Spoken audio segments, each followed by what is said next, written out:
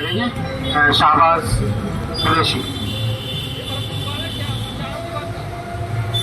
जय हिंद।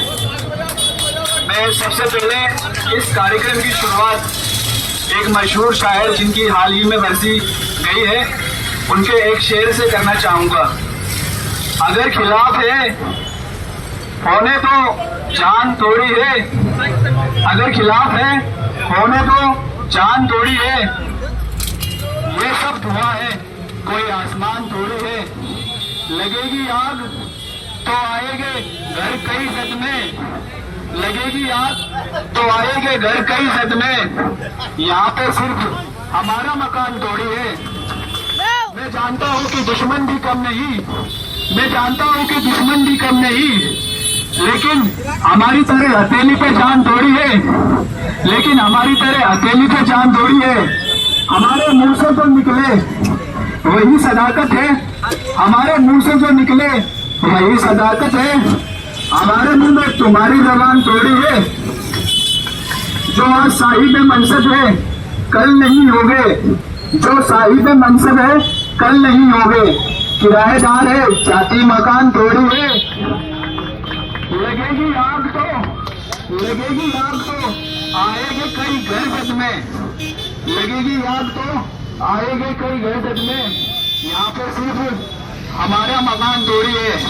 सभी का खून शामिल है यहाँ की मिट्टी में, सभी का खून शामिल है यहाँ की मिट्टी में, किसी के बाप का हिंदुस्तान थोड़ी है। दोस्तों, आज ये जो आजादी का 75वां जश्न हम मना रहे हैं, ये कोई 4 दिन की जंग का नतीजा नहीं है, बल्कि 200 साल हमारे भारतीयों ने, क्रांतिकारियों ने, स्वतंत्रता सेनानियों ने देश के गद्दार और विदेशी फिरंगियों से जंग लड़ी है, तब जाकर ये आजादी आज हमें नसीब हुई है। और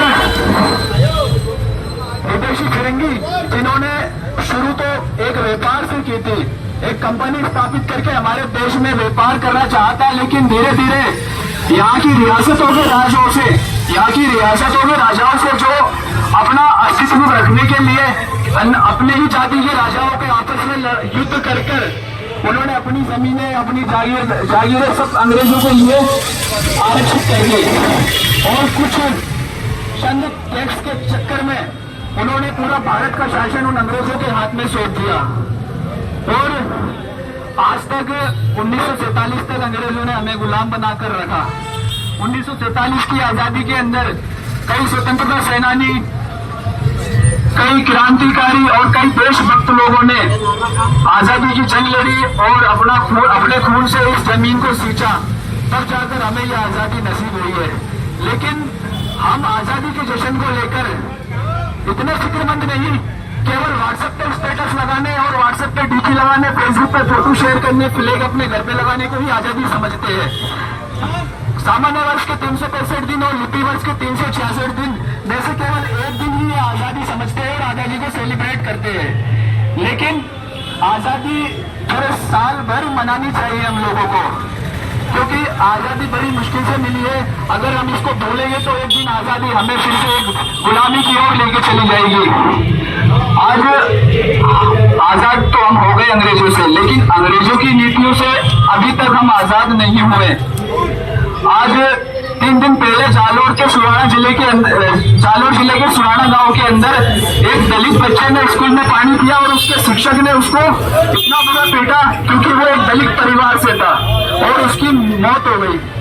आज तक भी ये भेदभाव की नीति अंग्रेजों ने इस कदर हमें कूट कर भर दी कि हम एक दलित, एक नीच जात के व्यक्ति के साथ खाना नहीं खा सकते, पानी नहीं पी सकते। ये आखिर कब खत्म होगी ये सारी भेदभाव वाली नीतियां? एक समय हुआ करता था जब अंग्रेजों ने हमारे नमक पे टैक्स लगाया था, तब गांधी जी ने दांडी मार्च यात्रा निकाली थी और साबरमती से लेकर यात्रा निकाली थी काफी लंबी। लेकिन आज हमारे खाना पीना, हमारे उत्पाद, हमारे पहनावे के जो आभूषण, हमारे वस्त्र, इन पर टैक्स लग चुका है। लेकिन भारत की जनता आंख मूंद कर बैठी हुई है, इंतजार कर रही है कि हमारे बीच कोई नेता आए और हमारा वो नेतृत्व करे, जब हम सरकार के खिलाफ आवाज उठाए। भैया कोई नेता नहीं आएगा आपके बीच में, आप ही को नेता बनना पड़ेगा, आप ही को संघर्ष करना पड़ेगा। तब जाकर सरकार की दमनकारी नीतियों से हमें छुटकारा मिलेगा। कभी वो जीएसटी लगा रहे, कभी कोई टैक्स लगा रहे, तो ये टैक्स की परंपराएं तब जाकर खत्म होगी जब हम 1947 वाला जंग का रूप धारण करेंगे। आज देश के अंदर ये नीतियां लागू कर रहे किसी अंग्रेजों से कम नहीं है। केवल लोग देशी है लेकिन नीतियां विदेशी है इन लोगों की। संसद में ऐसे कानून पास करे जा रहे हैं जो अमीर अमीर होता जा रहा है, गरीब गरीब होता जा रहा है। इस तरीके से हमें इस तरीके की नीति से छुटकारा लेने के लिए एक भारतीय को एक मंच पर आना पड़ेगा और कट्टर देशभक्ति धारण करनी पड़ेगी। हमें अपने मजहब के नाम पर लड़ने वाले लोग ज्यादा दिन नहीं टिकने वाले। ये लोगों का धंधा सिर्फ हिंदू मुस्लिम करने से चलता है और यही नीति अंग्रेजों ने फॉलो करी थी जब 1947 की जंग हुई थी हिंदुस्तान और पाकिस्तान बनाकर। तो आज एक पार्टी जो है अस्तित्व में आ चुकी है, आंदोलन से निकली हुई पार्टी। वक्त 2012 का था जब केजरीवाल जी धरने पे बैठे थे लोकपाल बिल पास करवाने के लिए, लेकिन उस टाइम की कांग्रेस शासित जो सरकार थी उन्होंने चैलेंज किया, आप लोगों के धरने प्रदर्शन से कुछ नहीं होने वाला, आपको अगर नीतियां बनानी है, लोक बिल पास करना है तो आपको संसद में आना पड़ेगा, सरकार बनानी पड़ेगी, चुनाव लड़ना पड़ेगा। ये चुनौती केजरीवाल के मन में घर कर गई और उन्होंने लगभग 49 दिन के अंदर 49 दिन की सरकार बनाई, काफी संघर्ष के साथ, आंदोलन के साथ। उसके बाद दिल्ली के अंदर आज तीसरी बार मुख्यमंत्री बनकर बैठे हुए अरविंद केजरीवाल। तो एक पंजाब के अंदर हाल ही में सरकार बनी है जो कि एक देशभक्त पार्टी है और देशभक्त पार्टी के कार्यकर्ताओं की सरकार है। तो आने वाले जो इलेक्शन है हमें आम आदमी पार्टी राजस्थान के अंदर भी और अन्य राज्यों में भी पूरी ताकत के साथ लड़ेगी। हमें हिंदू मुस्लिम वाले मुद्दे, हमें झूठ फरेब वाले मुद्दों से बचकर जो हमारे देश के हित में मुद्दे जो लाए जा रहे हैं उन पर गौर फिक्र करके हमें आम आदमी पार्टी के साथ कंधे से कंधा मिलाकर चलना पड़ेगा, तब जाके देश में एक पार्टी की सरकार की स्थापना होगी।